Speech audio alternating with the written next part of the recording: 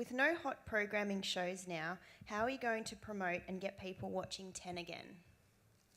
Well, I think we have some good shows, and so I disagree on that point. But look, it comes down to more effective on-air and off-air promotions, which is why we've brought Matt McGrath in. So I even think in the last few months, we're seeing a sharper focus on our promotions and our advertising, and we're getting talked about more and more. But you're having to reframe. We're having to reframe our target audience. It just takes time, so you can't expect instantaneous results. I mean, when I was in advertising, we would always talk to our clients about what is the multi-year turnaround of any brand, and with viewership and with so much content out there, it takes time. So again, I'm happy to admit and say that our ratings aren't where we need them to be, but fundamentally, Ten is a great network and a brand that stands for a lot. I think it's good for the industry to have three very competitive free-to-air companies, and I'm absolutely convinced that we'll get there. You've mentioned DVR a couple of times being the issue.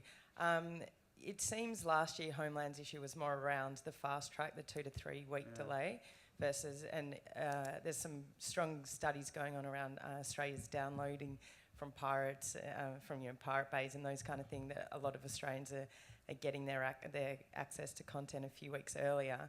What are you doing about that fast tracking issue? Yeah, look, we've got to do day and date, more and more.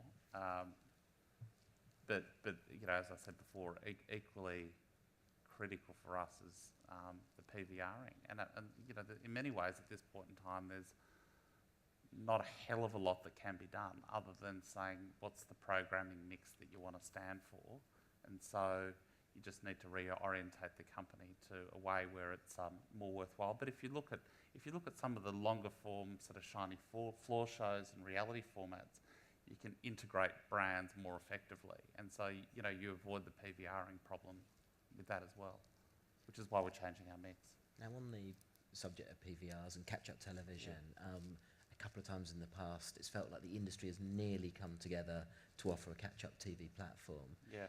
Is there any hope of it happening, and is it something that you would like to see? Yeah, I think we have to do that as an industry, and I think 7, 9 and 10, I think all the CEOs would acknowledge that we've got to do more together in that regard, and that's, it's across a number of fronts, so that is important. I'm wondering whether the advertiser-sponsored content is going to make more of an impression on the network in future to avoid the impact of PVRs. We already see integration with, MasterChef, for instance. Sure. Look, from an integration point of view, we at Ten will be doing more than that. But I think if your question's more around actually advertisers funding programs, the way Colgate-Palmolive did 50 years ago, I think we'll look at it on a case-by-case basis. I think it's important as much for the advertiser and the network that you don't go too far with integration, which was probably a topic yesterday with David. So I think the industry's got to be careful that we don't go too far and sort of ruin the brand message and make it too extreme. With the rollout of a national broadband network, there's going to be a fundamental change in the way people's houses are plumbed to content. Yeah.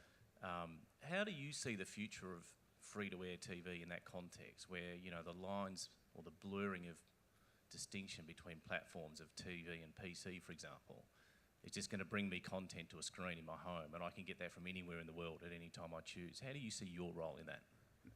At its core, we produce high-quality content to the masses. So we're not a narrowcaster, we're a broadcaster, and we've got to be proud of that. But I just think there are enormous opportunities for a company like Channel 10, and that could be getting more into bespoke programming, even subscription-style channels or content. I mean, if you just think what we can leverage, total TV viewing, if you throw everything into the bucket of what people can view, is actually growing. And so you look at the YouTubes and new media that's sort of popping up, but at its core, we know how to produce high quality content, cost effectively. And so I just think what we need to do is think more broadly about how we can then leverage those skills that we've got. And I think the NBN is a big opportunity for us.